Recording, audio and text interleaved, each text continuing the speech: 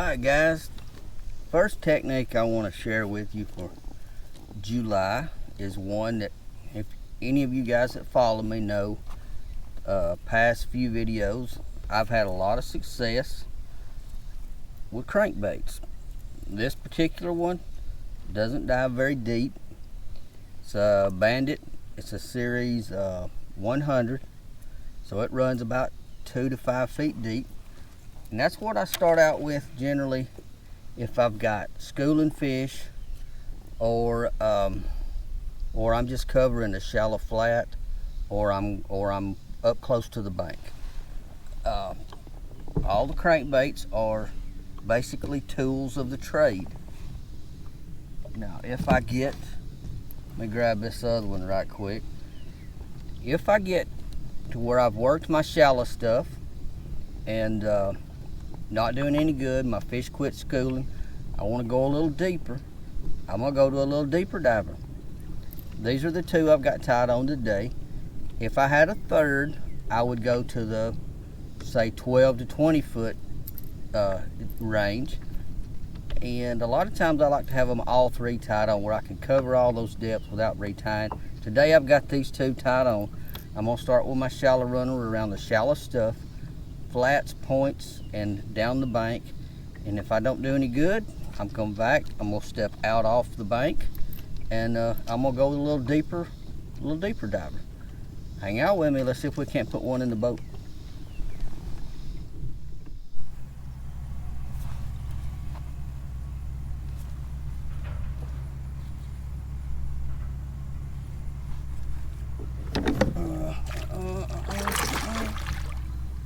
We don't need all that jumping.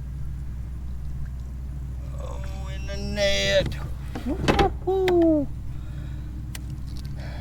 Guys, I just had one come off. He jumped through my bait and I ended up with another one. And my line spun up on the end here.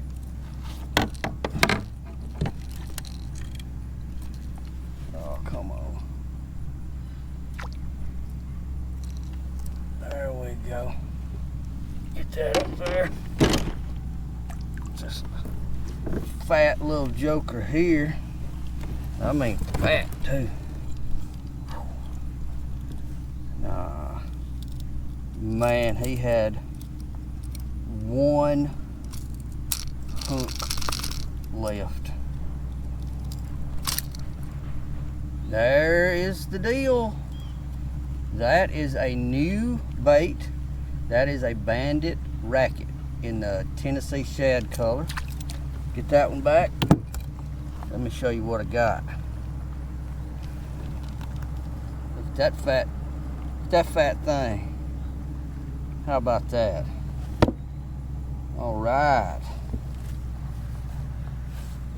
I'm gonna get him on a clip.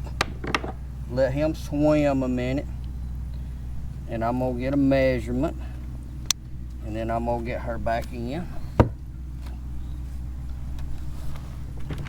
First thing I better do is get this crankbait out of the water, or I'll have a mess. All right, my plan's all coming together. The shallow crankbait wasn't doing it, nothing much going on. I switched over to the deeper version. Couple of points later, boom, I've had 2 bites out deep and nothing shallow. So I'm gonna get a measurement, get that one turned loose, make a few more casts, and I'm gonna move over to the next point. Hang out, I'll let you know if I get another one.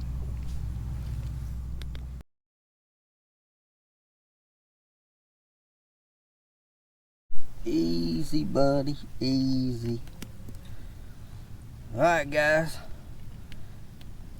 This one hit so fast I couldn't turn my camera on.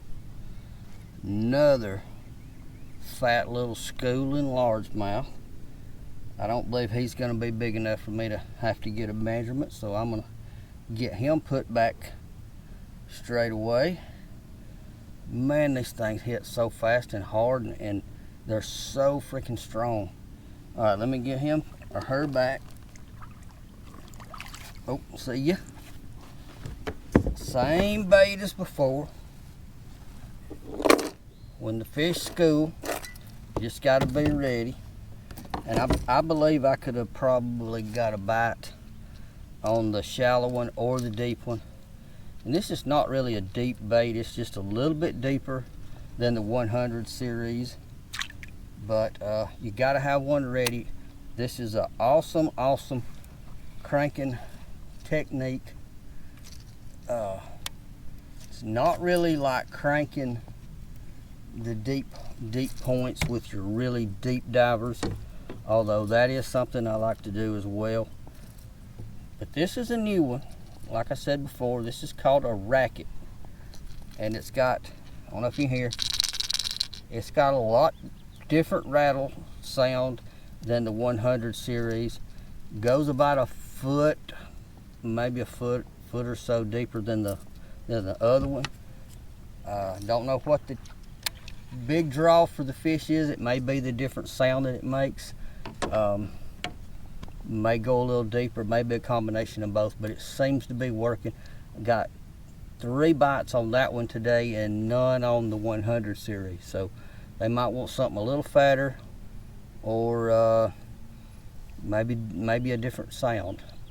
Either way, cranking in the summer, whether you're is always going to be handy. Keep a shallow running crankbait tied on for when the bass school up, and from now on into, you know, rest of the summer while it's hot, these shad are going to school up on top in the evening. They're going to school up in the mornings, and having something like this ready is like an extra tool in the toolbox, because if you got it ready when they school up, if you're throwing a worm or bouncing a jig on a point, well, they might not want that. You may not be able to work that to their satisfaction where they'll hit it, but that right there will definitely get their attention while they're already actively feeding, and they're gonna smack it. So cranking is most definitely one of my favorite techniques for summer.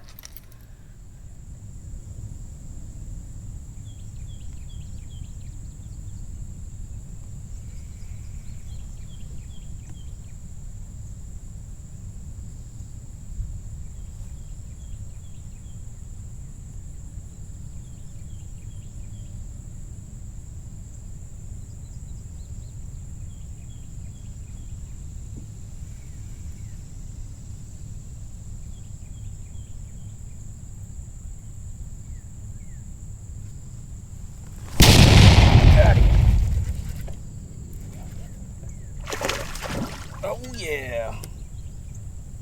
Oh baby, come back up. Come back up. Come back up.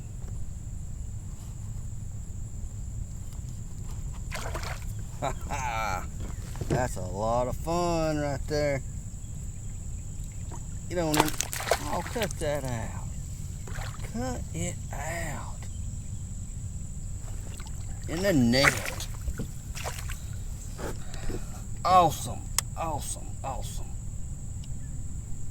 Oh, get off there. Everything gets tangled up.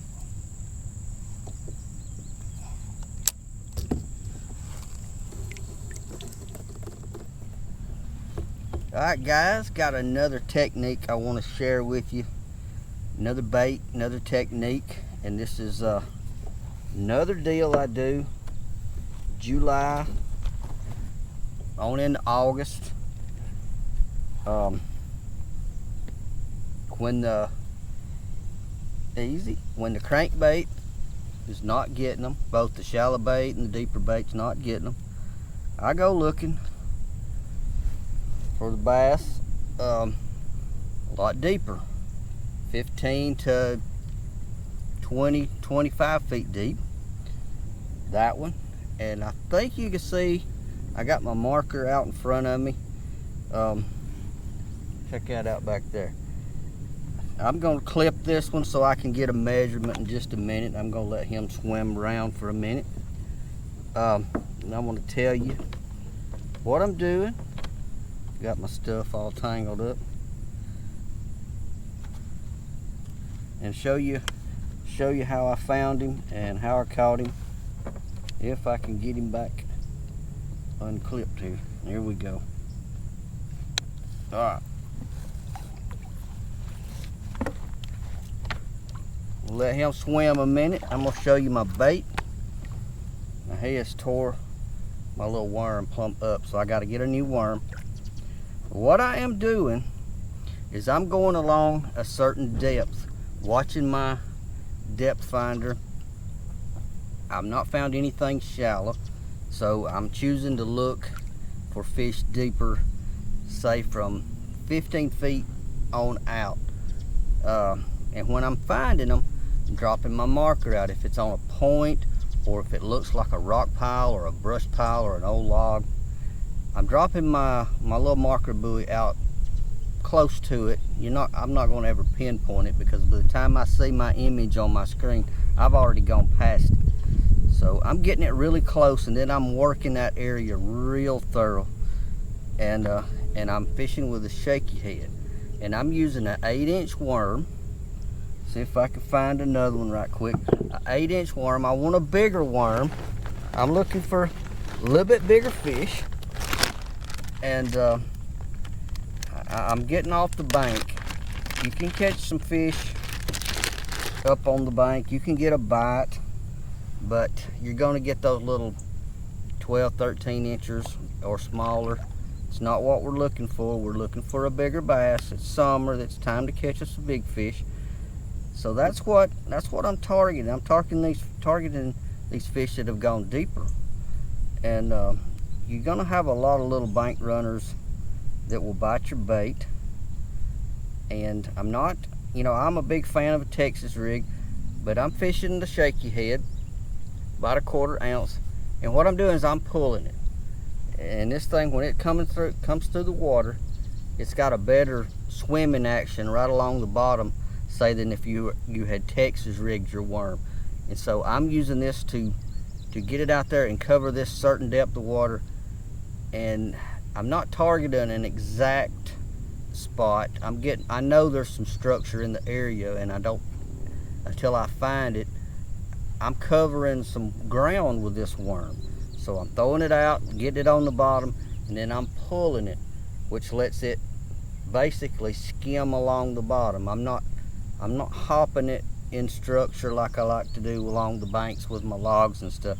I'm covering water. I'm not burning it like a crankbait, but I'm not just setting it still for a long time either. This is a killer technique. You can catch some really big fish, and I have caught a lot of really big fish. Caught a lot of fish on 6 and 8 pound test line on my spinning rod. Today I'm set up on a bait caster. I got a heavy enough jig and worm that I can throw it pretty comfortable. And that's what I'm doing. I'm covering water. I'm in the 15-foot range and fishing from about 15 feet out to 20. So you guys hang out. I'm gonna go get set up. I'm gonna measure this fish, get her turned loose, make a few more casts. I'm gonna go set up down the lake on another spot, and I'm gonna work a few spots like this until dark and see what I can get in the boat. Hang out with me. Alright guys, a shaky head bite, completely laid down on it, just like the wind. I had wind when I started. Now we've got just flat, slick surface out here, nothing going on. The sun actually came back out today. It had been storming this morning, and then the bite just went downhill. So I'm headed off to my next point, and I am really scaling down. Instead of the bigger worms that I was using on the shaky head, I am now going to the 4-inch, the little cream scoundrel. I believe that's in the watermelon color. When the bite gets really tough like this, I tend to scale down, and this is my third technique that I just really depend on in the hot summer months, July on into August, and then I love it in the winter as well. I'm headed to my next point, almost there, and I'm gonna get slowed down and set up and just see if I can't come up with a fish before the sun gets down on me, because the bite even though I was getting a few bites up the lake, when the wind laid down, I had caught a couple of little ones besides the one that I showed. When the wind laid down, they quit. It was no more bites. It was over. So I'm gonna scale down. Gonna see if we can salvage a little daylight. Maybe we'll get one. Maybe we won't. There's always next time. But we're here. We're gonna get slowed down and see if we can doodle us up one with my little spin rod. Hang out with me. Let's put one in the boat.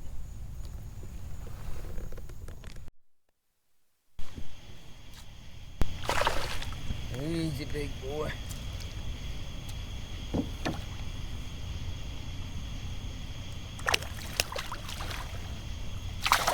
Got him in the net. Ah, man, where's my line here? All the way to dark to get another bite. Old shaky head. Come through. There it is, evidence. Check him out. Ain't that pretty? Nighttime. He ain't a monster, but boy, he hit like a little old train. How about that? Let's get him back. Whew. Hit like a train. Now guys, I have thrown my little drop shot rig in this one area that I'm sitting in right now, and I think I had a bad leader. I got broke off 2 or 3 times right in a row, and I decided I needed to put that down and pick up another rod with some stronger line or some better line. I could not find a bad place in the line. It may just have been bad to begin with, and I didn't realize it. And so I've lost 3 bites. Man, it's a long time in between bites. And so I put the shaky head back on, or picked it back up, and sure enough, the fish were still there. Now I've got a tangle. So I'm gonna untangle this mess and get this light turned back off before the bugs swarm me, and that's exactly what's about to happen. And I'm gonna see if I can get another one in the boat. I'll catch you in a few if I do.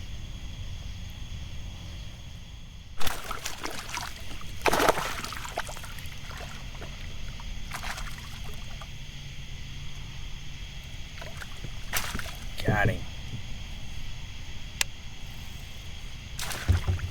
Oh. Easy, buddy, easy.